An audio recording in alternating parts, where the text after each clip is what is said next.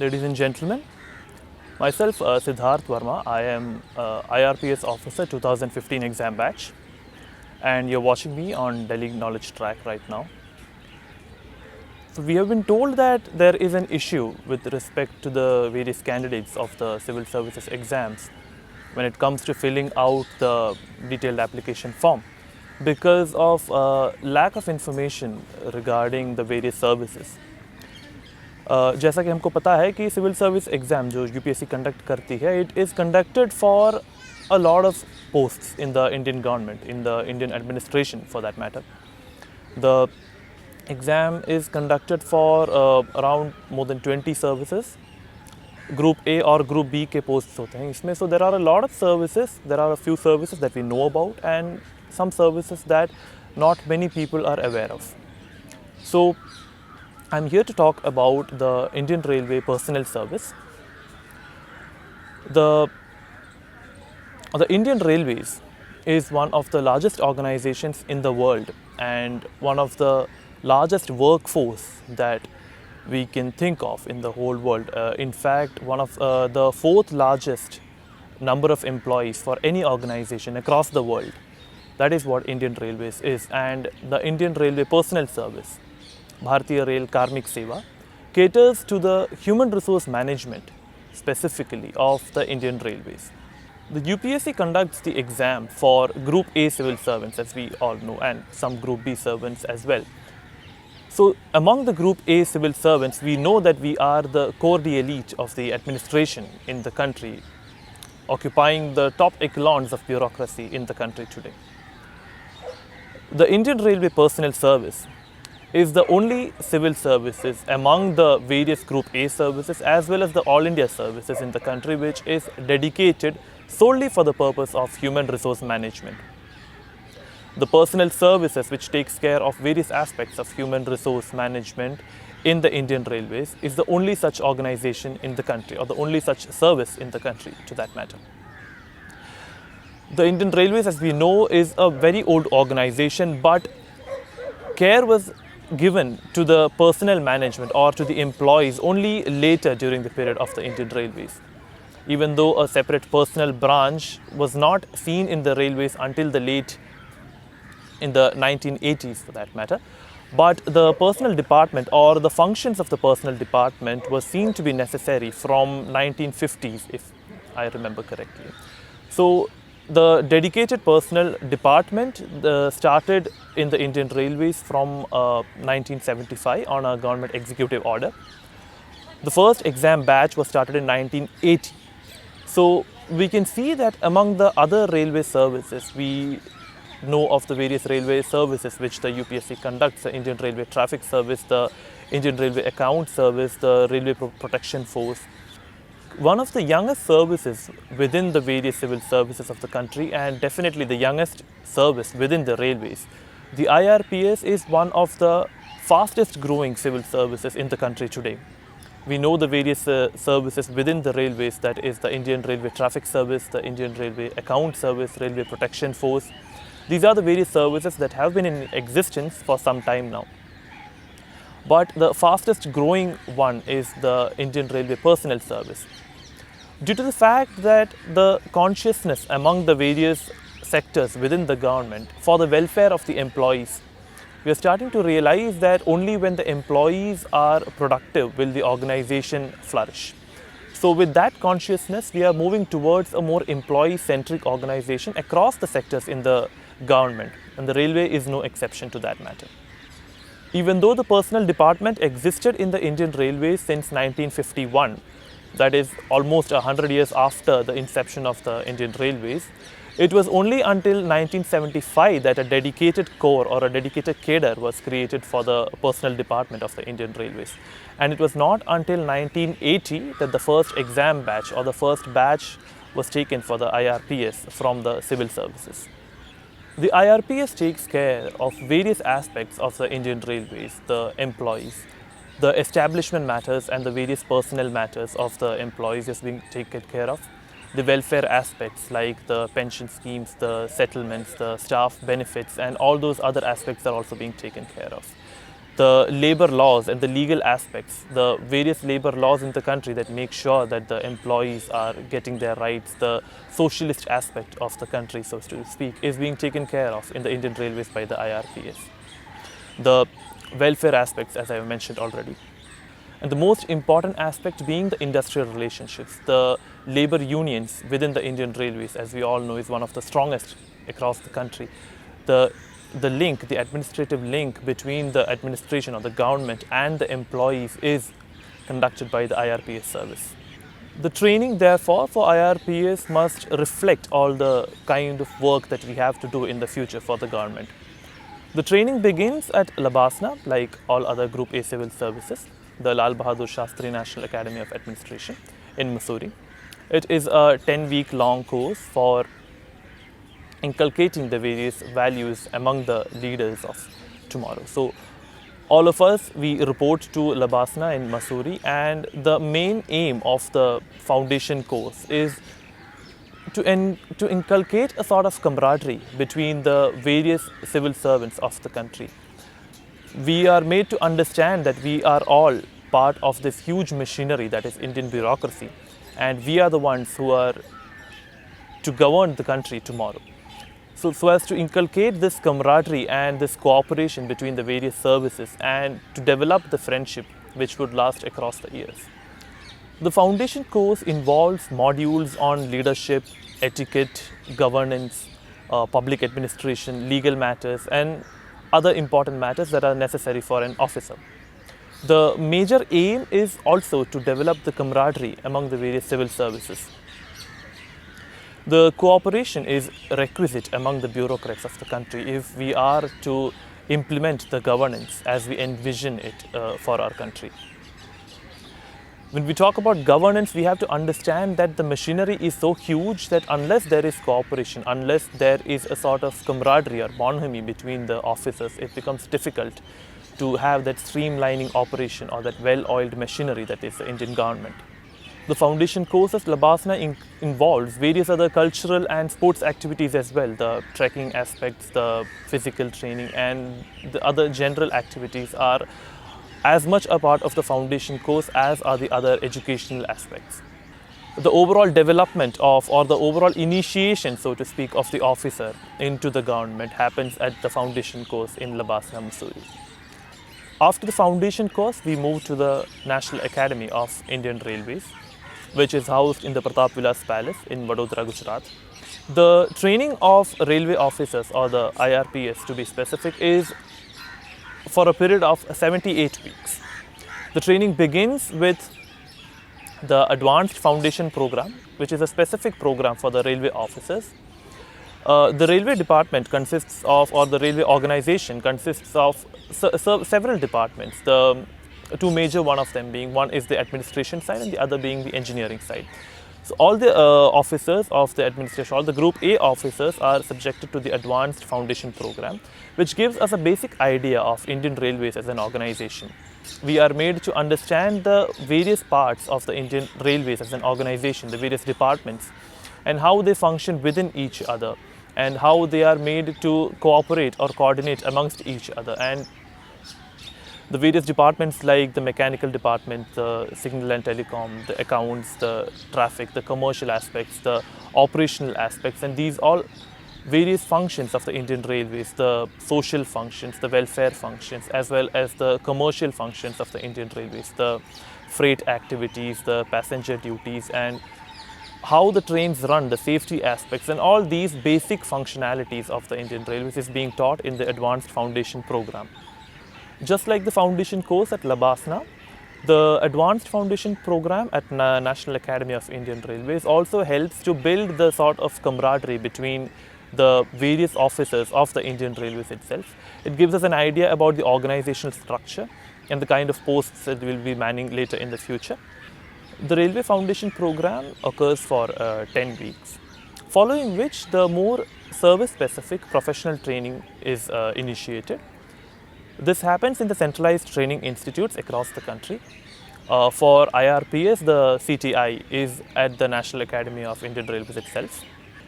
The professional training for IRPS is conducted over 2 phases, which is taken place over the next 1 year. During these professional trainings, or during these 2 phases, we are given an idea of the various laws, the codes, the manuals, and the various rules and regulations which makes the railways function, especially the personnel department or the employee welfare department. The various laws and codes, as well as the disciplinary and appeal rules, the legal matters, and all those things are taught within these 2 phases, which are separated by a few months' time, about which I'll come into later. We are taught these things using lectures and case studies and field visits, among other things. So over a period of, as I mentioned, the 78 weeks is what our training goes on for. 10 weeks goes for the foundation course.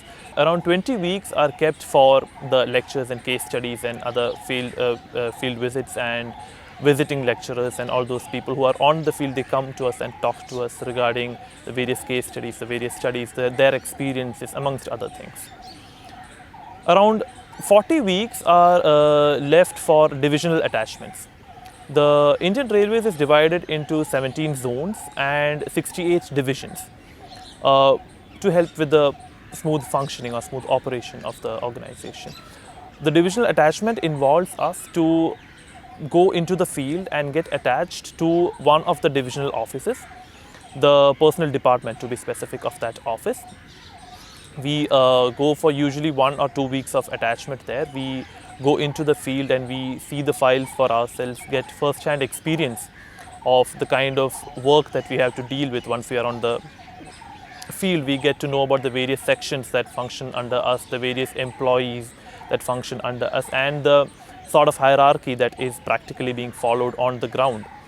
We come into contact with the various officers that are working in the field and the officers of other departments as well, and not just the few seniors that we have, but we can see across the whole gamut of officers which work in this organization.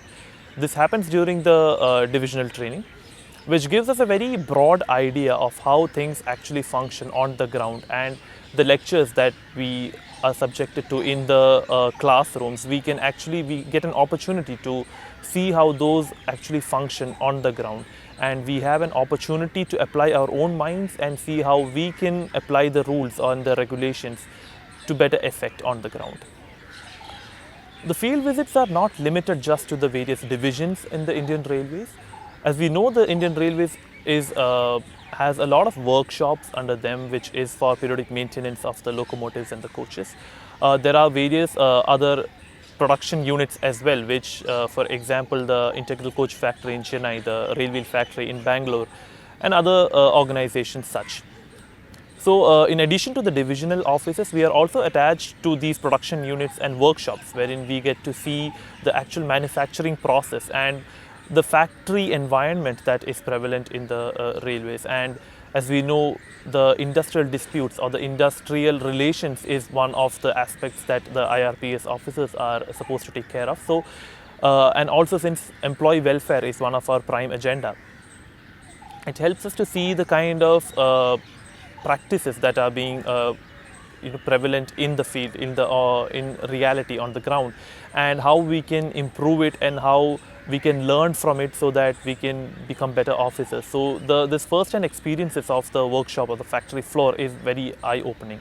As I mentioned, Indian Railways is one of the largest organizations in the world, and IRPS, or the Railway Personnel Service, is the one that handles the recruitment process for the Indian Railways.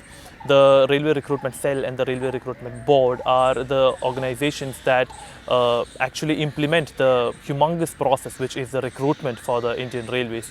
As recently there is a 90,000 worth of vacancies has been advertised, and the process of the recruitment is handled by us. And as a part of our training, we are made to visit the railway recruitment cells and the railway recruitment boards across the country and see how they function, the various process of recruitment, the question paper setting, and all those other important aspects of conducting the exam, conducting the selection processes is also made privy to us in this process.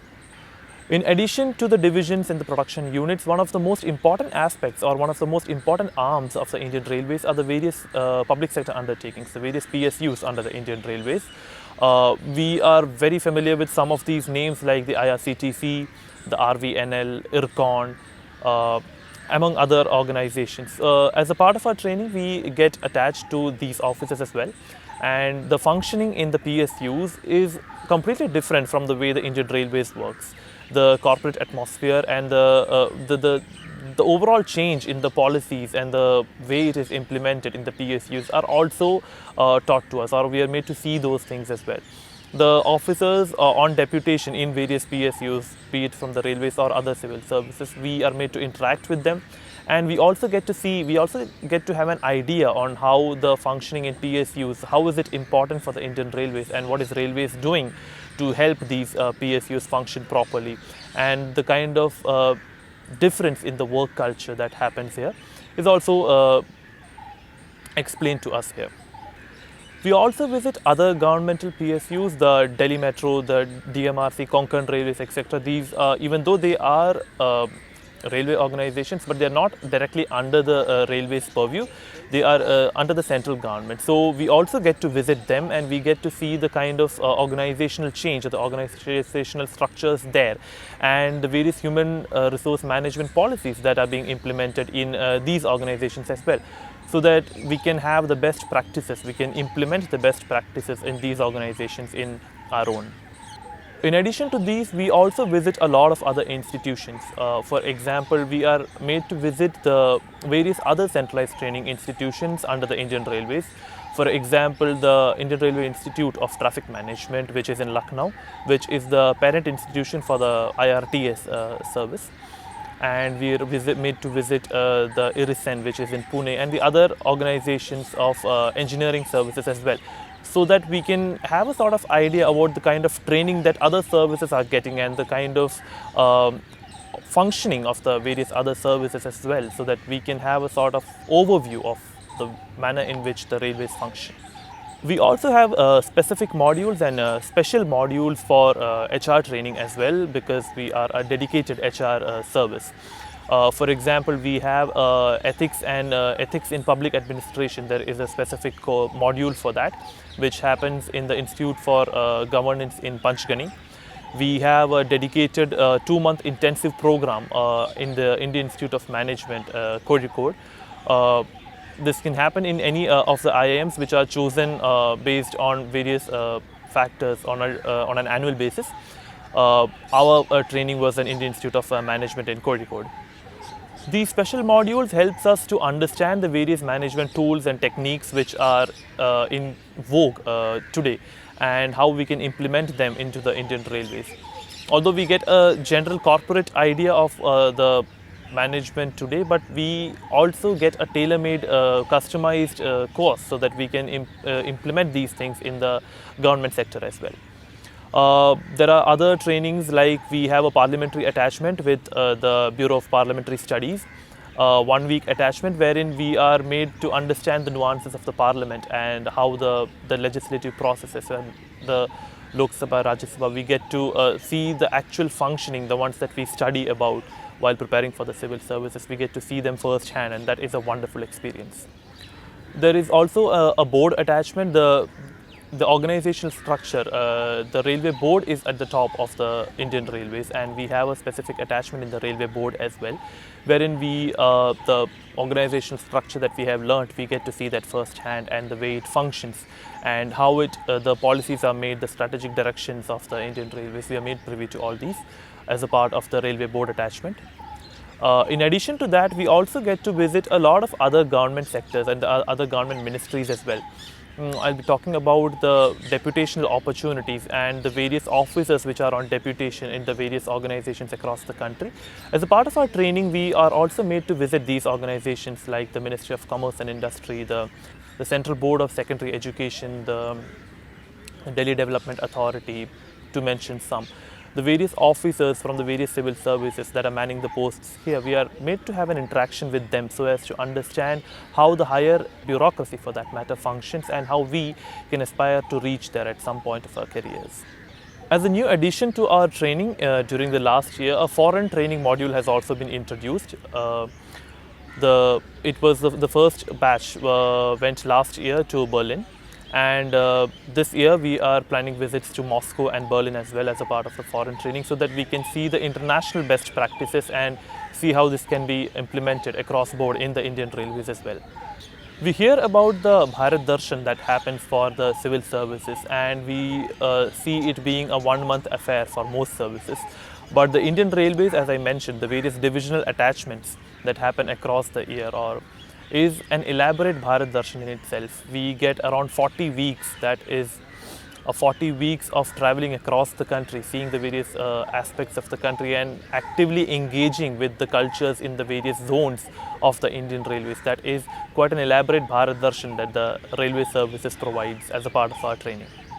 In the civil services, usually a rank of around 500 to 600 is what lands you a job in the Indian Railways, depending upon your preferences.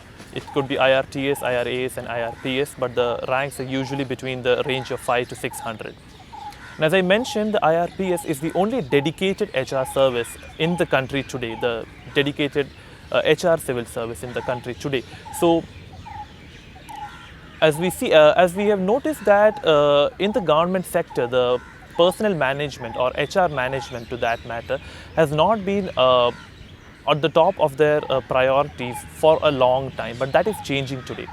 The government sector is getting more employee centric, more welfare oriented, not just towards the public but also towards its own employees. With this idea in mind, one can only assume that the Indian Railway Personnel Service, or HR as a matter of fact, is going to grow much faster ahead in the future.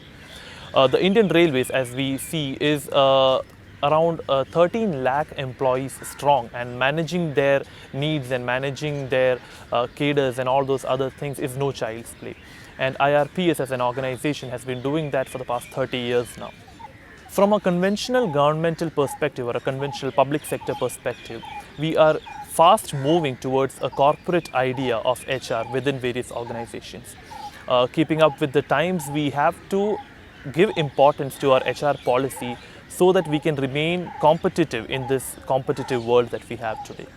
With the technology and the various other inputs that we provide, we are growing fast towards a conventional HR policy with man management and key performance areas for that matter, and there is only forward to move for this service.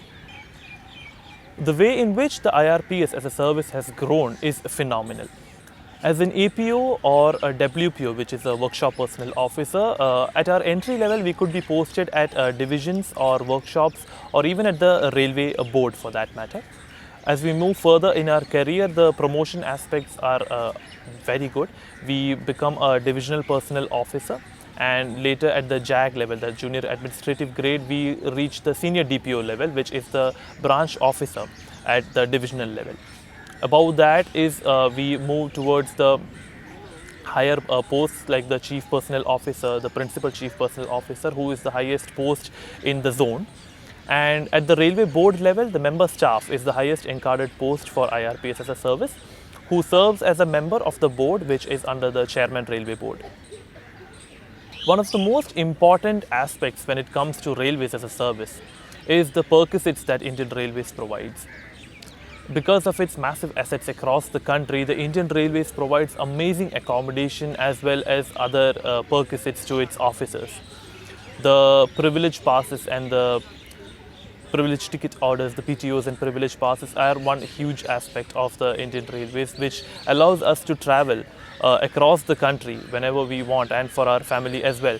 The medical facilities and the educational facilities in the various railway schools and other schools for that matter is also being taken care of by the Indian Railways.